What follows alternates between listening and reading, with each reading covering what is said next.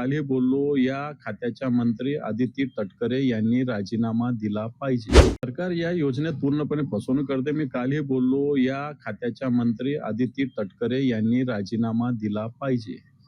80 लाख महिला याच्यातून गाळल्या आणि येणाऱ्या काळामध्ये आणखी 50-60 लाख महिला याच्यातून गाळण्याची 100% शक्यता आहे.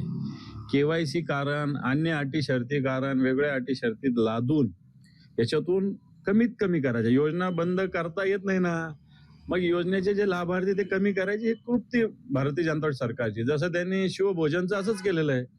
योजना बंद नाही करताना वर्षभर पेमेंटच त्यांनी गरीब लोक हे बिचारे कंटाळून बंद करतात. तसंच आता लाडकी बहीणमध्ये काहीतरी वेगळी अट शर्त, माहेरचं, सासरचं, आधार कार्ड, हे लिंकिंग, ते लिंकिंग, नोकरी, भाऊ, बहीण, जाऊ सगळं काढायचं आणि एक एक कमी करायची. मला वाटतं या सिस्टीमने 80 लाख कमी झाले. आणखी येणाऱ्या काळामध्ये 50-60 लाख कमी होतील आणि मला वाटतं अजून वर्षभरात या सगळ्या लाडक्या बहिणी नावापुरत्या राहतील अशा प्रकारचं भारतीय जनता पार्टीच्या सरकारचं धोरण दिसतं. महाराष्ट्रातील सर्व बातम्यांचे विश्वासार्ह व्यासपीठ.